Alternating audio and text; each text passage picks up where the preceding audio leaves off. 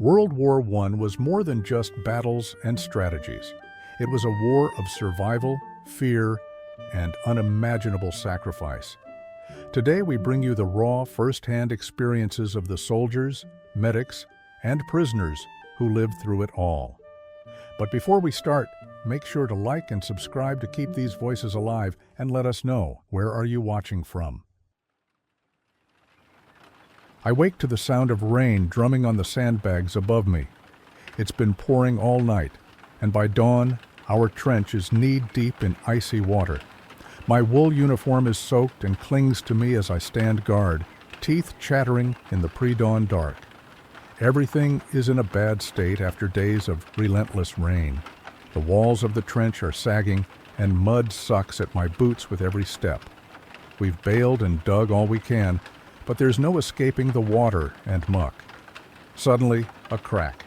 A sniper's bullet whizzes past my head, thudding into the sandbag right in front of my face. I duck instinctively, heart pounding. That was a close call. At 3 a.m., a shot hit the sandbags just inches from me, showering me with grit. Snipers haunt us day and night. One of our chaps was hit yesterday. The bullet grazed the top of his head, lucky for him. But Sergeant Wilson wasn't so lucky. He was shot through the head by an enemy sniper while peeking over the parapet. We lost our captain, too. Captain Shattuck caught a sniper's bullet in the eye and died 2 hours later. Death is always a heartbeat away out here. By afternoon, the rain finally lets up. The Germans shell the farm at our rear, where we fetch our water, and our artillery at last roars back in reply. I climb up a firing step to watch. Shells scream over and explode on the enemy side. We cheer as one round shatters a distant brewery chimney. We can see it collapse in a cloud of smoke. It's grim to take pleasure in destruction, but honestly, it's the best bit of fun we've had lately. After endless nights of being shelled and sniped at, seeing our guns give some back is a real morale boost. Day after day in this hellish winter trench, and still we hold the line. Trench foot has set in. My feet are numb blocks of ice, skin peeling and raw from constant wet. At last, after 2 miserable weeks, we're relieved and march back to a reserve billet in a ruined village. 6 of us cram into a little cottage, a ripping, splendid shelter by our standards. The French family living there is astonishingly kind. They boil water so we can wash our mud-caked, swollen feet and even help bandage them up. I can't describe the luxury of dry socks and hot soup after what we've been through. My feet are in bad shape, though. Next morning, the medic sends me to the dressing station, trench foot, sure enough, and I'm put on an ambulance to the rear. As I lay on a stretcher that night, clean and warm for the first time in ages, I feel a mix of relief and guilt. I'm out of the rain and danger, at least for now, but I've left my pals behind in that waterlogged trench. Tomorrow they'll wake up to the same cold mud and sniper fire, and I can only hope our relief is coming for them soon as well.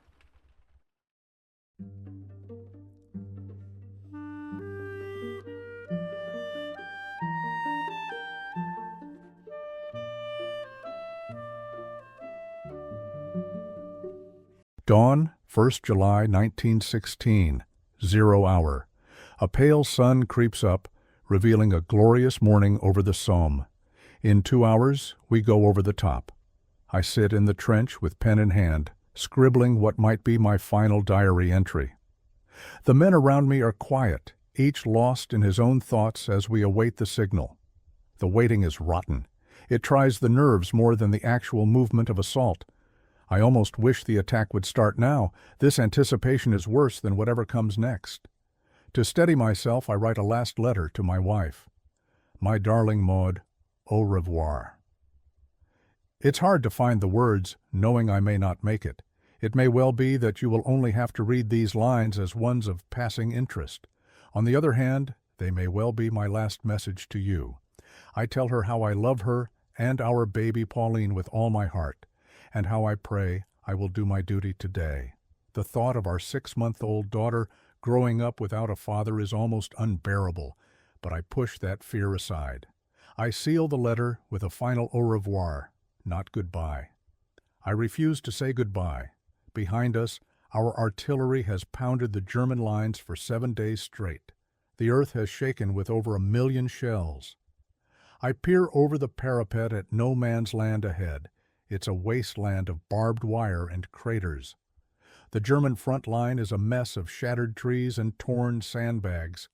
Surely nothing could survive that bombardment, we all thought. Yet as the guns fall silent now, an eerie calm, I still hear the pop-pop of enemy machine guns. They're intact, and their bullets ping the rim of our trench. They are pooping off all along our parapet as I write. I whisper a prayer. I trust they will not claim too many of our lads before the day is over. Fix bayonets! The order runs down the line. This is it. I fold up my diary and tuck it in my tunic. My heart is thumping, but I feel oddly calm now that the waiting is over. Whistles blast, and I haul myself up the ladder out of the trench into the open. We advance at a walk, as drilled, rifles at the hip and bayonets glinting. The morning light is all around us. Almost immediately I hear the dreaded rattle of MG-08 straight ahead. Bullets rip into our ranks. Men start crumpling to the ground. I shout for my company to keep moving and step over rolls of barbed wire torn by our shell fire. Suddenly, a blinding flash. An explosion erupts just yards from me and slams me to the ground. I lie on my back, ears ringing and chest burning. Smoke and chalky dust fill the air. I try to breathe, but can't. In the chaos, I dimly realize I've been hit. My vision blurs. Maud, Pauline. Their faces fill my mind as everything fades to black. My darling, au revoir. Captain Charles May was wounded by a shell on the 1st of July 1916 during the first minutes of the Battle of the Somme. He was carried back to a dressing station, but succumbed to his injuries later that day.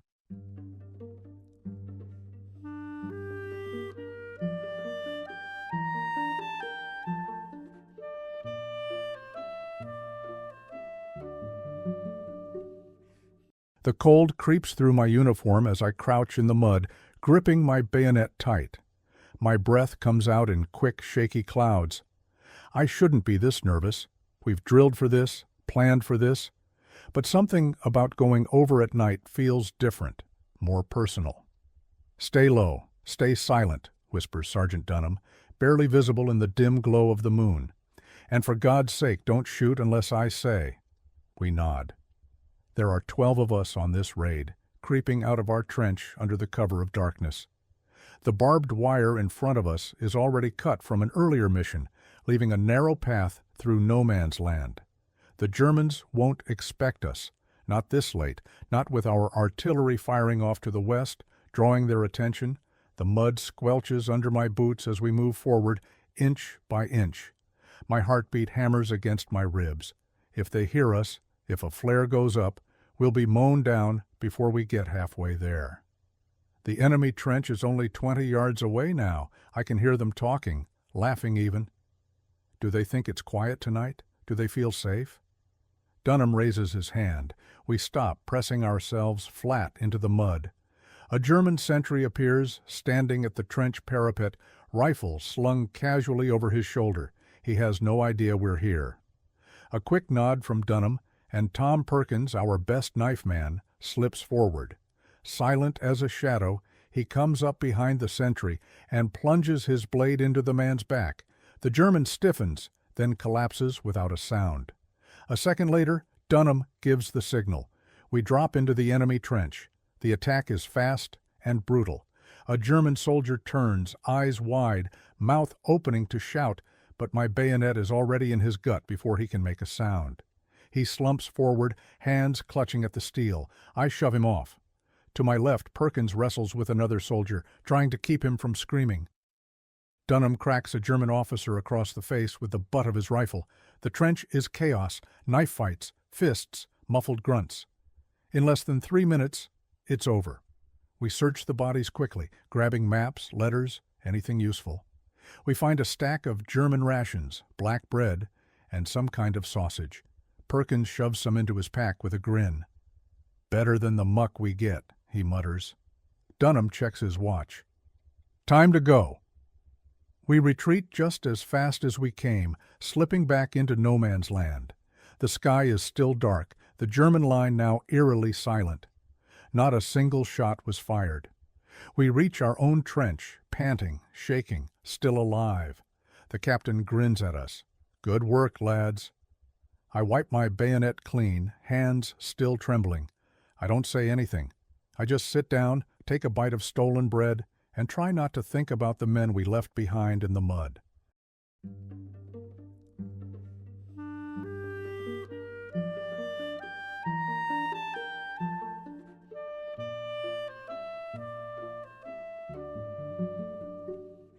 The first thing they took was my name. Nummer 36, the guard sneers. Number 36. That's what I am now. Not Corporal James Foster. Not a soldier. Just a prisoner. They marched us here days ago. Our boots dragging through the mud. Our hands bound behind our backs. We were hungry, exhausted, broken. The German guards lined us up like cattle, counting us, dividing us, sending some men God knows where. The lucky ones were sent to labor camps. The camp is filthy, crawling with lice and disease. We're packed into wooden barracks like rats, sleeping on straw that reeks of sweat and decay. The food is worse. A bowl of watery soup, a hunk of stale bread, that's it. The days blur together. Wake up, roll call, shovel dirt, carry bricks, try not to collapse, try not to anger the guards, and always the hunger. Some men steal, some bribe, some trade their boots for a crust of bread. Others don't make it at all. They just stop moving one day, their bodies too weak to go on. I think about home, about my mother's roast beef dinners, the smell of my father's pipe, the laughter of my brothers in the fields. I don't know if I'll ever see them again. Then, news. A rumor, whispered from bunk to bunk. The war is ending. The Allies are pushing forward. We might be freed. I don't dare hope. Not yet. But that night, as I lie in the freezing dark, I let myself believe, just for a moment, because maybe, just maybe, I'll see England again.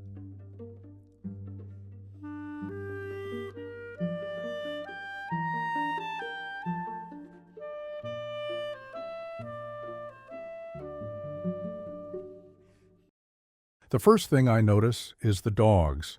They start barking wildly in the dugouts behind us, howling like mad things. The horses too, stamping, snorting, sensing something in the air. Then comes the sound we all fear most. A dull hissing carried on the wind. GAS. The alarm spreads like wildfire. Soldiers stumble from their dugouts, fumbling for their masks. Someone's bell is ringing, the signal for a gas attack, but the wind is carrying it too fast.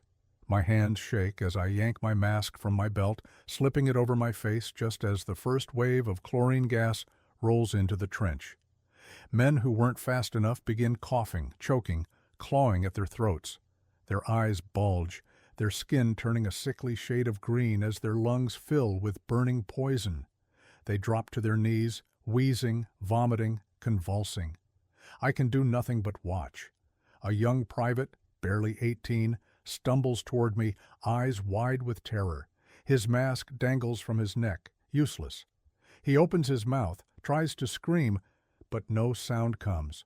Only bubbles of frothy blood dribble from his lips. I pull him down, try to cover his mouth with a spare rag, but it's no use. He's already gone. The gas settles in thick clouds hanging low over the trench. I crouch, my breath ragged behind the mask. Every muscle in my body is screaming to run, to escape, but there is nowhere to go. Then, out of the green fog, the enemy comes. German soldiers in masks charge our line, rifles raised. We have no choice but to fight. I raise my revolver and fire blindly into the smoke, barely able to see. The crack of gunfire, the clash of bayonets, the screams of men still suffocating. It all blends into a nightmare of noise. I see Dunlop, my second in command, grappling with a German soldier. His bayonet plunges into the man's chest, but before he can pull it free, another German smashes him over the head with a rifle butt. Dunlop crumples, his mask torn away, gas pouring into his lungs. The battle is chaos, hand to hand, brutal. I don't know how long it lasts, minutes, hours. Then, just as suddenly as it started, it's over. The Germans retreat. The gas thins. The survivors stand, dazed, swaying, staring at the bodies littering the trench. I pull off my mask and gasp for air, my lungs burning. The dead are everywhere, some killed by bullets, others by the gas, their faces frozen in silent agony. I drop to my knees, exhausted, wiping the sweat and grime from my face. I survived. But so many didn't.